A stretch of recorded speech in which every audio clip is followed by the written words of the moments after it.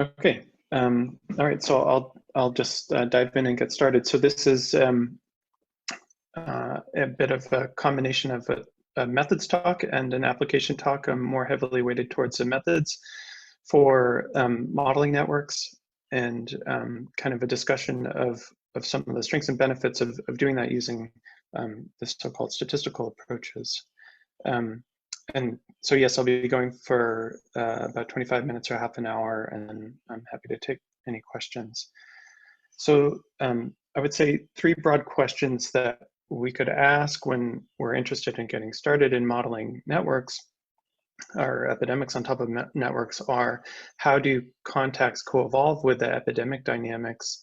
How to conceptualize contacts in general in constructing a network, and then what is the role of network data relative to the epidemic simulations?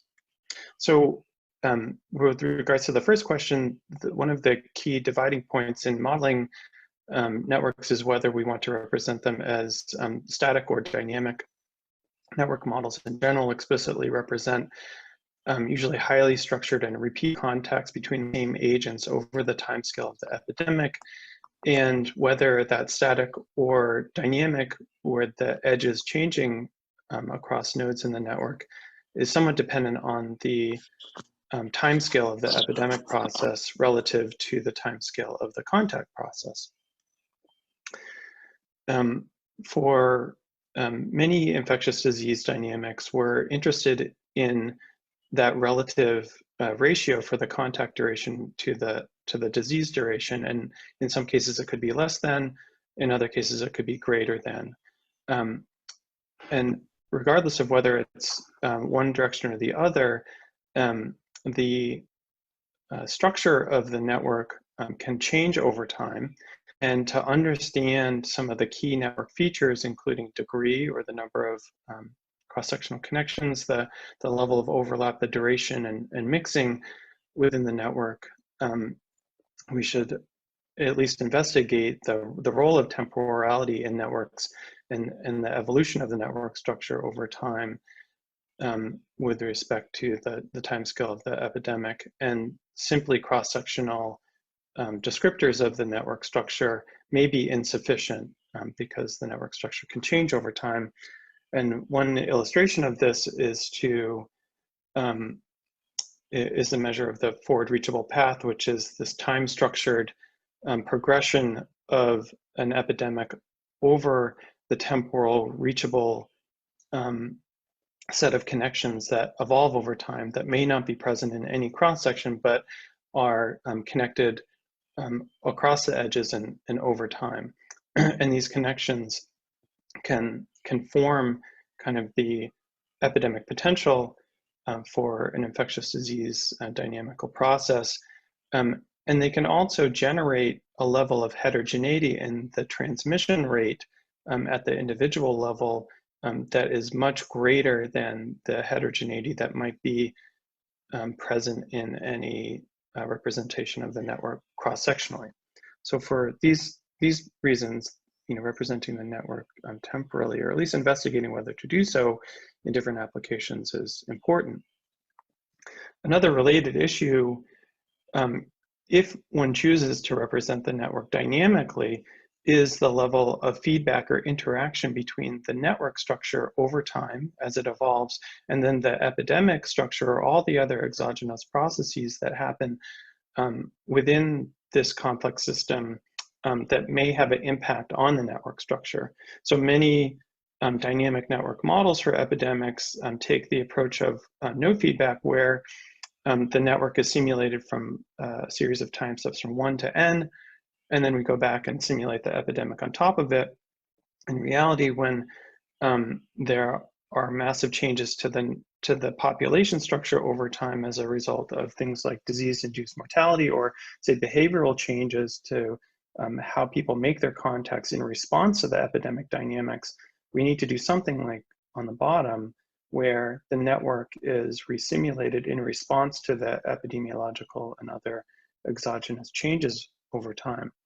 But this gets tricky technically. The second question that one must ask about how to represent and model epidemics on networks is what counts as a contact, and whether to represent that between people or another method.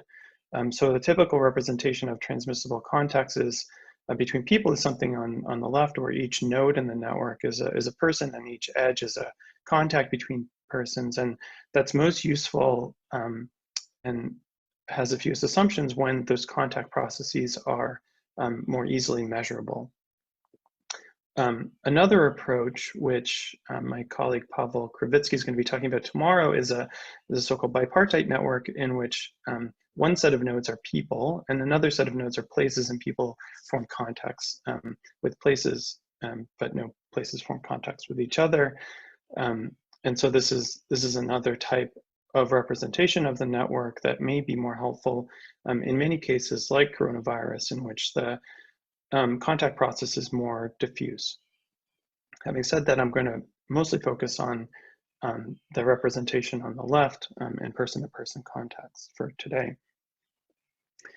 And the third kind of framework or question that we have to ask when modeling networks is, what's the role of data? And I think that this can span all the way from pure theory to pure data. And on pure theory, we've learned quite a bit about the theoretical understanding of how network structures can impact epidemic dynamics, starting with all the important findings from the last century, including network structures like small world networks and how those kind of synchronize epidemic dynamics across populations over time, even if most of the connections are structured. But these are less data-driven models in the sense that they're not necessarily trying to represent any specific contact structure for any specific epidemic dynamic. On the other hand, we might consider a pure data network structure, and I think that this is a good example of this, where we go out and collect a bunch of data, and sometimes we might call this big data. And so this was a study that collected RFID data at a scientific conference for 2 days, and then used all of that RFID data to simulate an influenza-like epidemic on top of that network structure that was obtained based on the RFID data, or spatial proximity formed network connection. But one of the issues, of course, with this is the completeness of the network data that one gets if one is taking the observed network from this type of data and inferring the overall population structure. So some of the inferences that are required happen across both space and time when we have these type of big data network data sets, and I think they're increasingly of interest for coronavirus with things like cell phone data and other types of contact tracing data sets that are emerging today. But some of the inferential questions that we have to ask when we have big data like this is, what happens outside of the observed network if only a subset of the population participates in that data collection exercise? And this creates the kind of fundamental network boundary problem, where things like study participation or study eligibility or definition of the target population may create an artificial definition or boundary of the network that may not correspond to the boundary that is obeyed by the pathogen of interest. The temporal inference that is important to consider is what happens to the epidemic after the observation of the network stops. In the example I showed before, they measured the network for 2 days, but then simulated the epidemic for 60 days. Okay, so there's some sort of temporal inference that happens. Do contacts keep in the same state at the end of the measurement? Do we repeat the observations over and over again for the timescale of the epidemic simulation, randomly reshuffle them?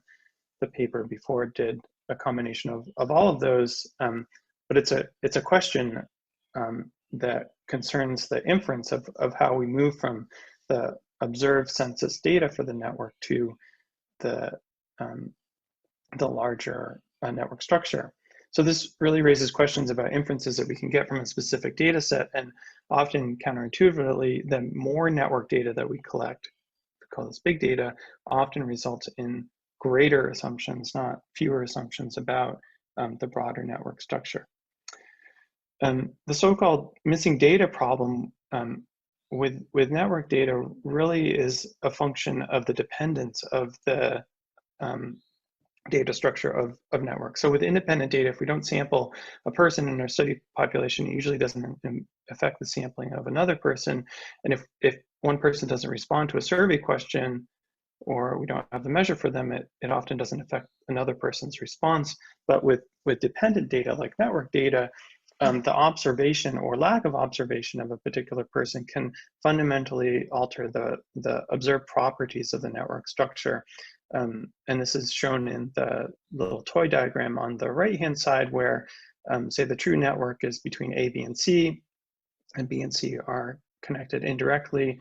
And if we had failed to observe or sample A for whatever reason, we miss that indirect connection between B and C. So for networks, these missing nodes from our sampling result in or imply missing edges. So I worked with a student here at Emory, Kristen Nelson, on exploring the implications of this missing network data structure on genomic data for tuberculosis, but this also plays a role in behavioral and survey data as well. So if true network census data have some issues or limitations for missing data, what are some broader generative approaches to representing network contexts? I would suggest there might be two broad classes here. One are agent-based models, and another are statistical approaches that I'm going to be discussing more today. But agent-based models in general represent the network as an emergent property from local or dyadic decisions of agents. And these often source the data about the decision-making process on the local level from a collection of secondary data sources.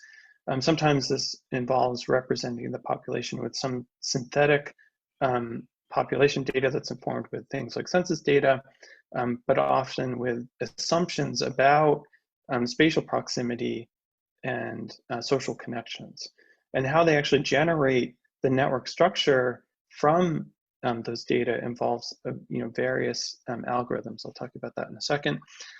Statistical approaches, in contrast, kind of take a top-down approach instead of a bottom-up approach instead, and can represent the network from either a global or local representation, but use statistical models to provide an inferential link between those levels. And because of that, they provide a little bit more flexibility in asking different questions and generating hypotheses about the social forces that could have generated the network as a more general property, but that often requires either more assumptions or more data or both. So there's no free lunch. So some of the algorithms that are often used within agent-based models are so-called stub matching algorithms that look something like this. So this is an example from the sexually transmitted infection world, where there's sexual contact mixing between men and women, and males line up in a queue, and there's a certain probability of selecting a female partner in each bin that are categorized by age. And if a woman is available in the highest probability bin, a match will occur. And if not, then they have to move on to the next highest probability bin. And each male is then cycled through within this algorithm to generate a stub. So from a kind of top-down network perspective, these agent-based algorithms look like this searching procedure where there's a kind of node in the center, and he's searching for potential contacts that result in consistency with probabilistic assumptions that are encoded within the algorithms. But one of the questions that network scientists might have in looking at this bottom-up agent-based model approach is whether the data or assumptions are simply a representation of spatial proximity, or really encoded into some measure of the data. with more and more local rules about what types of dyads are permissible or high probability, it's often not clear if the emergent global network will be realistic if it's formed simply based on this emergence. And part of this is due to the inherent dependence of the edges. So a connection between, say, person I and person J may have to be dependent on whether person I also has a connection with person K at the particular time point.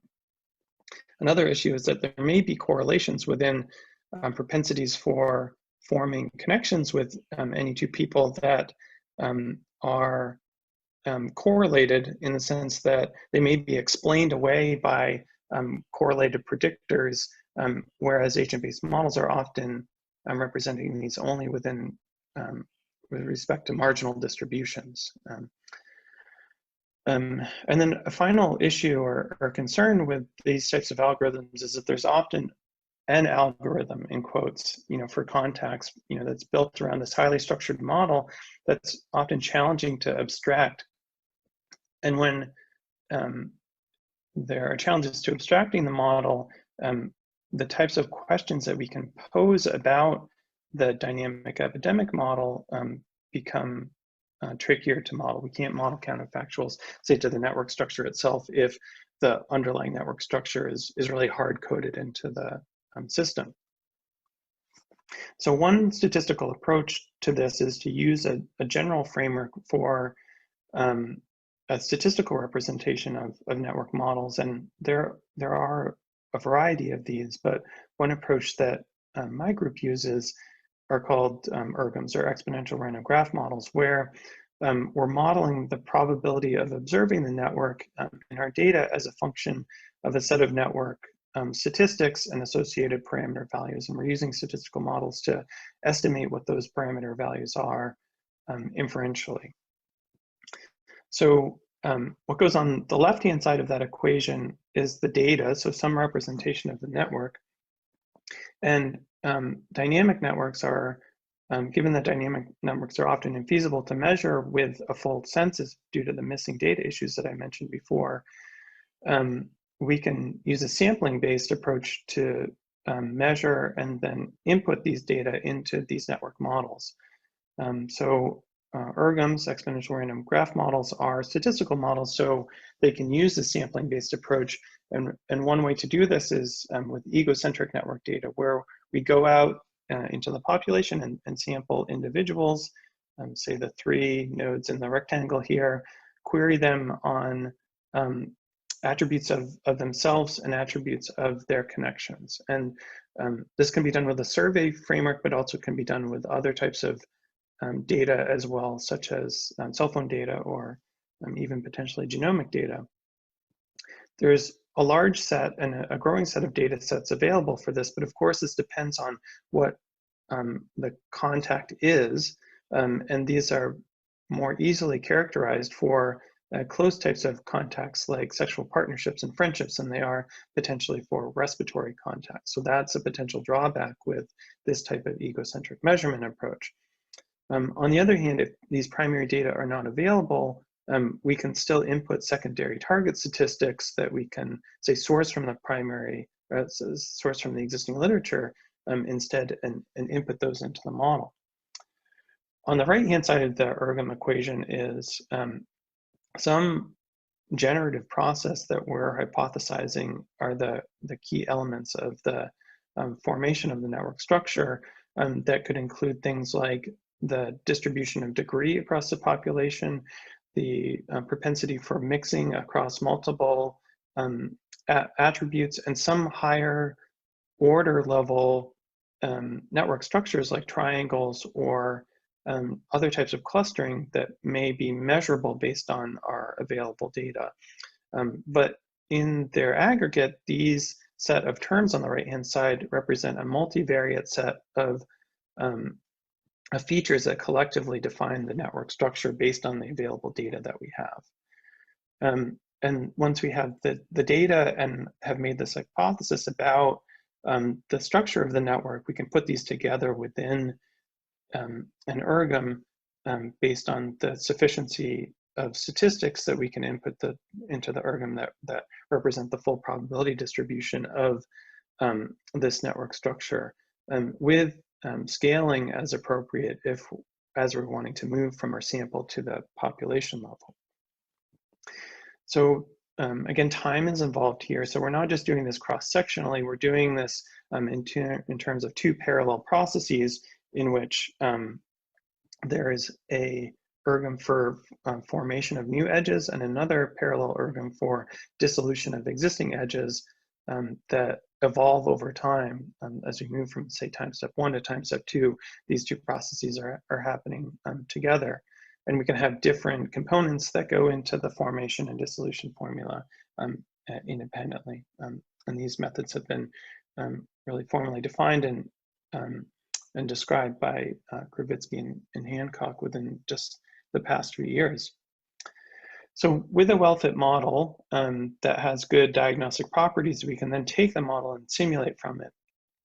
The estimation algorithms within ergoms use the simulation-based approach to estimating the coefficients, and then we can use those same estimation algorithms then to simulate the network structure forward as it evolves over time. So this plot here is just showing 4 panels over 25 time steps of a little toy network to show how the edges are particularly changing over time, with one focal node number 14 highlighted, just to show that his connections are not necessarily static.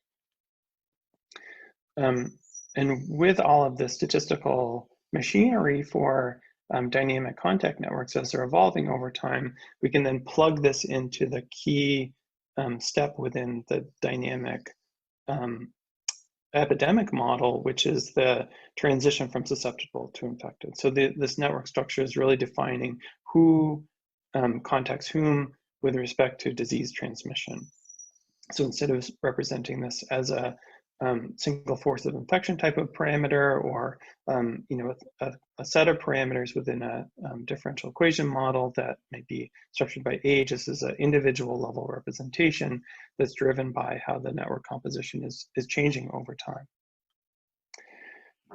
So we formalized all of these methods within a software tool called EpiModel, which is an open source software platform for epidemic modeling in R.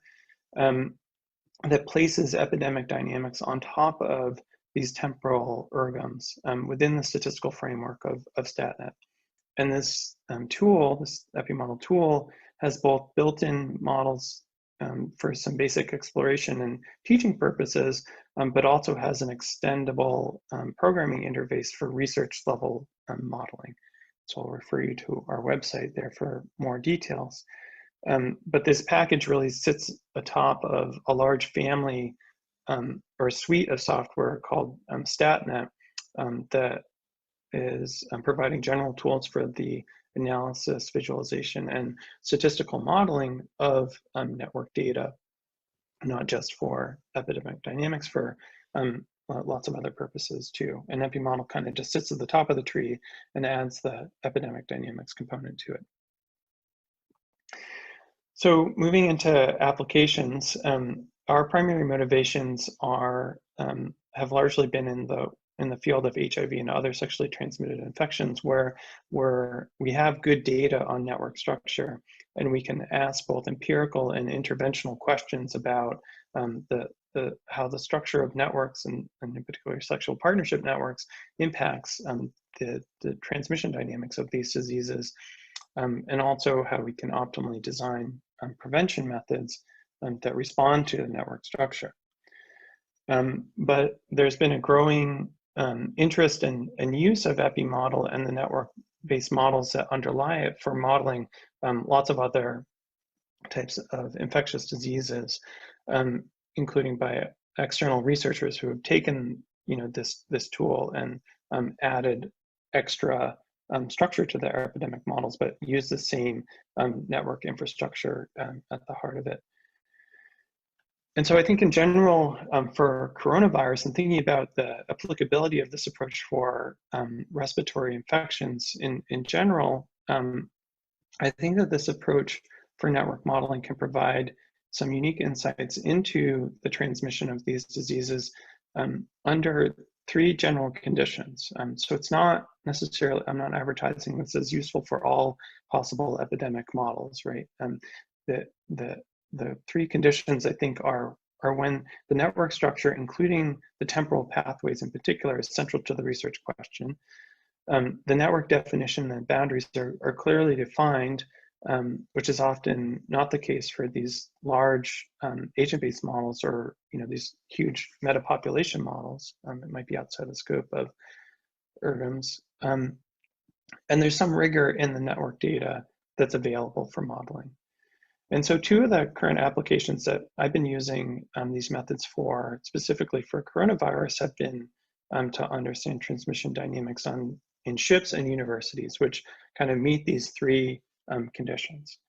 So one of the in-progress models that I have going currently with collaborators at Yale, Saad Omer and others in his team, is to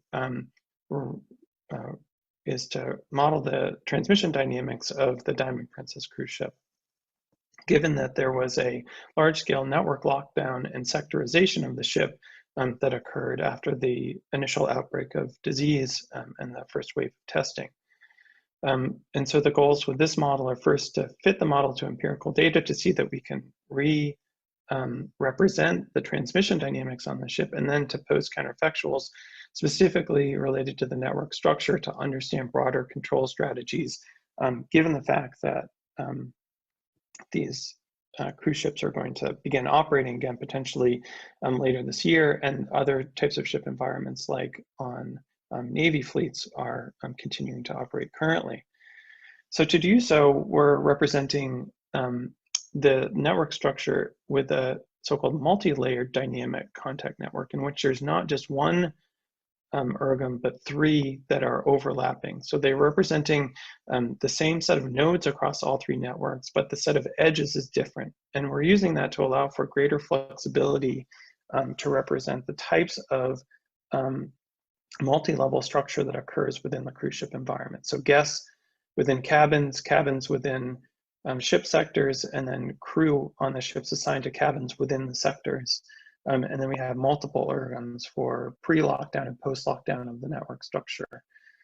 And some of the scenarios that we're exploring include the timing of the lockdown, the design of the sectorization of the ship, and changes to the degree, the network degree, and within cabin mixing constraints after the lockdown to evaluate the projected cumulative incidence under different scenarios. So we start with a model calibration where we're fitting some of the epidemic parameters to the epi curve of diagnosed cases on the ship and incidents on top of that, including undiagnosed cases, and then implementing different counterfactual scenarios to evaluate what could have happened. So some of the results that we have show that the timing of the lockdown could have had a dramatic impact on the cumulative incidence of disease. But of course, it depends on the timing of the diagnosis of cases and the response as well. And second, one of the other applications that we're using this modeling approach for is to inform the academic response, which is happening at my university and lots of universities around the world, of what to do in the fall semester when the university is potentially opening back up, given the fact that we have students potentially returning to campus that have very close levels of contacts. So we started with an ODE type model that focused on mass screening and testing of symptomatic students and faculty. And we're then moving towards a network-based model where we're going to be representing contact tracing of diseases and evaluate the impact on disease dynamics there. So there are some of the results from the screening. And I'd just like to close and say that some of the ideas about contact tracing and what it's going to mean for coronavirus have pretty strong roots within the STI control sphere within health, what health departments are doing. And some of this we've already represented within dynamic network models using networks of sexual partnerships of men in the United States, where we're understanding whether things like partner-driven prevention can be adequate to control the incidence of bacterial STIs. And part of what this modeling exercise has shown us is the level of steps that one has to go through in this flow diagram. Each one of these steps has to be successful as the patients are identified, their contacts are then identified, the medication is then provided to the contacts, and so on, to actually achieve disease prevention. So things are often more complicated, but we have the kind of broader framework for representing these contact tracing and other partner-driven prevention strategies. So I'll just close and say that we have a short course that happens each summer in August. In this year, it's happening August 17 to 21. And because of travel restrictions, we're now offering a remote web-based option for this course that's taught by myself, Martina Morse, and Steve Gaudreau, called Network Modeling for Epidemics, where this is really focused on hands-on modeling with EpiModel and the StatNet tools, with the focus on building applied models. So I encourage you to check that out at the link below if you have interest, and I'm happy to answer any questions. Thanks.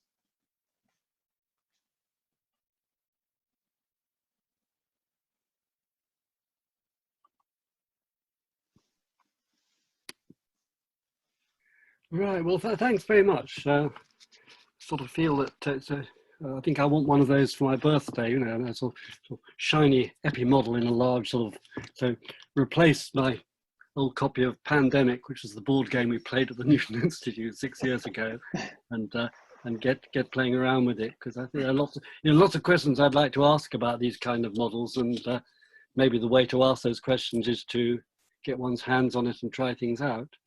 Anyway, do we have any immediate questions? And if you want to, please either use your putting a hands up symbol or put something in the chat. Okay.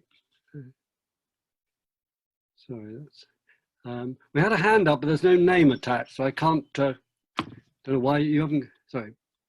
Guy with the headphones, John Pitchford. John. Just, thank you, that was a fascinating talk. I had an ignorant question from an applied mathematician. What signal can I see in my data, for example, in the Diamond Princess, that would lead me to believe that I need this kind of 3 layers of contacts? You know, you're talking about crew to crew and crew to guests and so on. How would I know that that's the correct level of abstraction and not simpler or more complex?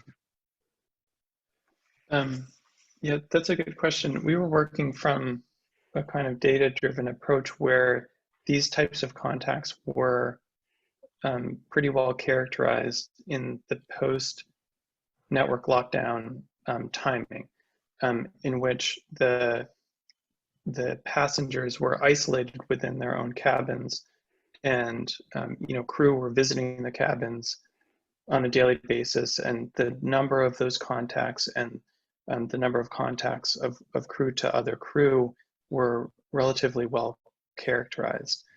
So I think in that sense, it's driven by trying to represent some empirical, a mix of empirical data, an idea of how to abstract from that data into the models. I think that you could start with, say, one broader homogeneous population that isn't as structured, but the multi-layer approach in this particular setting allows for some more fine scale tuning of the components that go into the formation and dissolution formulas over time for each one of those types of networks, because say the contact structure for the crew changed in a different way than the contact structure for the passengers changed.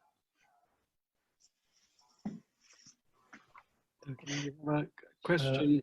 Yeah. Question from Jamie Wood, I think, which is how easy is it to generate networks to be statistically similar on average? Which network statistics do you prioritize? So I'm not quite sure what you mean by statistically similar on average. So there was a point on your slides where you said you generated similar network statistics on average. And I've done some modeling myself, not in epidemic context, where it's surprisingly hard to do that because you can, if you like, you have to pin one type of statistic and then the range of other things that can change is quite wide. So actually finding a mechanism for generating those networks becomes quite troubling. And I just wondered how you'd done that and if there's any details there that you might be missing. Yeah, so maybe I'll let my colleague Pavel Kravitsky, who is the mastermind of actually these algorithms, respond. Well, I wish I were the mastermind of these algorithms, but so the whole thing is, well, okay, so there are two sources here. If we're dealing with static networks, it's done in the exponential family random graph model framework. And one property that exponential families have is that, in fact, when you fit their maximum likelihood estimator, the expected value of sufficient statistics, which I'll talk about a bit tomorrow in my talk, they match those observed. So so in some sense, we actually have this automatic mathematical guarantee that if we fit a model to a particular set of network features, then that model will reconstruct those network features in expectation. And I'd be happy to provide a number of references for this. With respect to dynamic models, it's a little more complicated, but loosely speaking, we use a method called generalized method of moments estimator, where we actually essentially calibrate our parameters to match these statistics. And in practice, because these models, in part because these models are based on exponential family random graph models, we can do a pretty good job of that, although it's much harder to prove. I hope that helps. Can I make one comment there? Just to fill in. I think the key thing here is that because you're jointly estimating these thetas, you're not estimating them marginally. So I think, Jamie, the kind of problem that people run into is if you try to fit first the mean number of contacts and then you go to the age mixing matrix and marginally you fit the age mixing matrix, you find that there are inconsistencies as you try to pin one of these things down, then the other one doesn't look right anymore. The whole idea behind this approach is you're jointly estimating all of the parameters at once. So once you've done that, all those intercorrelations among them are part of what is inferred from the estimation process through it's an MCMC based algorithm for estimation, but it's the statistical theory then from, as Pavel points out, the exponential family theory that says once you've estimated the maximum likelihood values of these parameters, these thetas, if you simulate from that model, in expectation, you will reproduce the sufficient statistics of the model.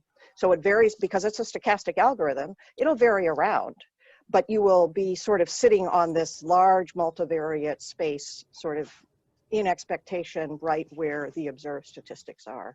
So that's precisely the problem that it solves, which is one of the reasons why it's so attractive. But there could be, yeah, in any real application, there could be some structure to the network that you aren't acknowledging. And I think very interesting question is to think of ways of sort of stress testing your network to see if it's actually, like there might be some kind of little spatial structure in there. I mean, it's really quite difficult to tell whether, if all you have is statistical information on local contacts, it's impossible to tell whether you've got spatial structure there, in fact. So lots of, yeah. Let me just point out, space is something you can actually build into these models. So it becomes a nodal attribute. And I think Pavel will talk about that a little bit tomorrow, right? Okay. And so in general, again, this is a statistical model. So we have methods for assessing goodness of fit.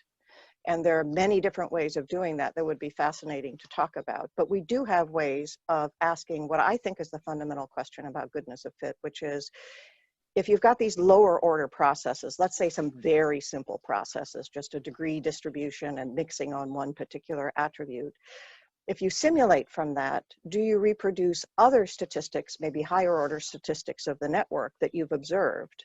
If you can reproduce those higher order statistics with the lower order processes, that suggests that at least the process you've hypothesized would reproduce these. It doesn't prove that that's the process that creates this network, but it's at least gives you a way of assessing consistency. So there's a whole set of methods around goodness of fit for these models that we typically employ. Okay, so I've got questions lined up. I think Gianpaolo first. No, I was just thinking about, since this is a statistical method, that means that you can answer the first question, whether you're happy with the context within all passengers or with special crew, etc., by simply having information measures like Akaike or Bayesian information measures between the likelihoods, since you have them either simulated or not. So you can compare models and decide one seems better than the other or not. And you obviously get significance values for the parameters, right? So you can see whether a particular process seems to have a role in structuring the network or not. You can test that.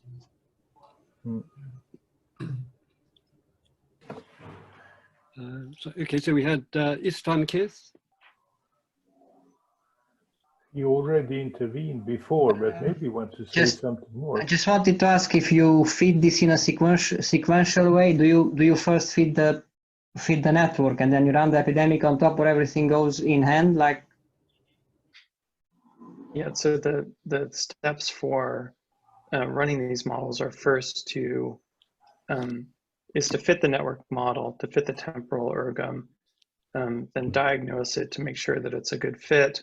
And then to run the epidemic simulation on top of it. But as I suggested towards the top of the slides, when we're running the simulation, then there's a feedback, between time step by time step, there's a feedback between the network structure changes in response to the exogenous processes.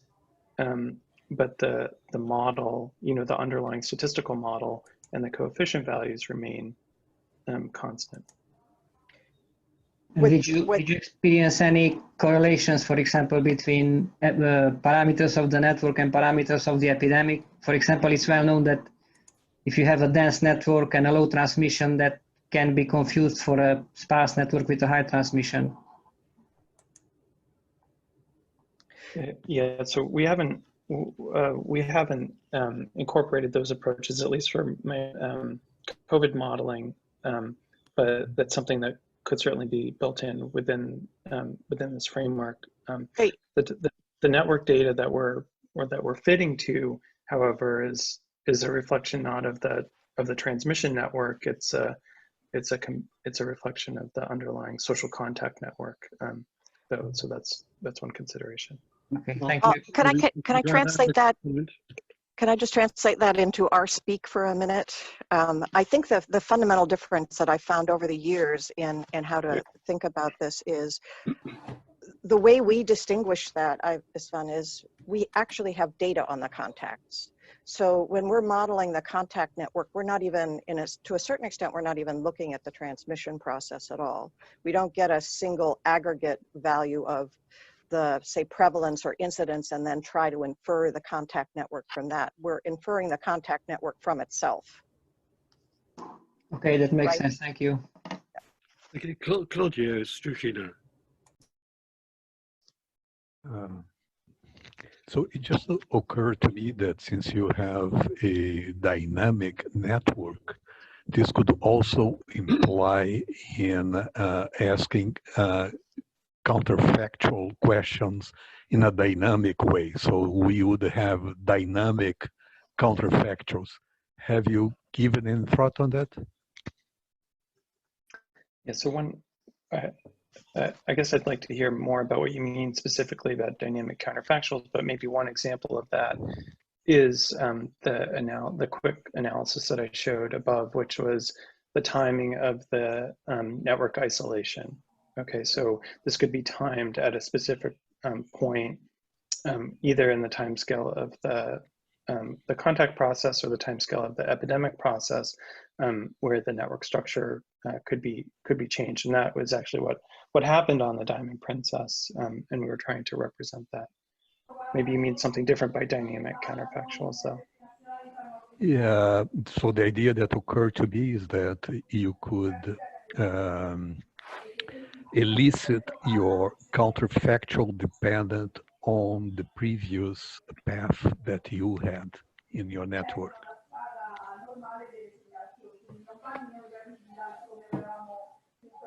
I guess I'm not entirely understanding, but no, it's okay. It's a very fuzzy idea. Just I just thought that you could have given any thoughts to that. Okay, so thank you. So, Claudio, if can I take a stab at this? I'm not sure exactly what kind of process you're talking about, but it almost sounds like you're talking about a feedback between what happens in terms of the epidemic and then how that feeds back into a change in the way the network evolves. Is that closer Yes. to? Yeah. Yes, I had vaccination in my mind. Right. And okay, so yes, So, it's along the lines that you just mentioned. right. So there are two possible approaches to that. So if the vaccination, for example, if makes the population aware that they no longer have to be as concerned about restricting their social contacts, then you could induce a correlation, and you would do that by having basically a nodal attribute for vaccination status, that once somebody is vaccinated, their degree changes. That's just a very simple way of doing it, right? So once they are vaccinated, then they begin to behave differently. And as more and more people are vaccinated, the whole network structure changes as a result. So what is stable there is the coefficient that influences, once you are vaccinated, how behavior changes. But the impact of that stable coefficient varies on the aggregate network as the fraction of people who are vaccinated is increased. Does that sort of address your question? Yes, it does. Thank you. Do you have any more questions? If we don't have any more questions for the moment, I suggest we take a 10-minute break and hope that the next speaker will start at near enough exactly 3 o'clock. So we'll see you then.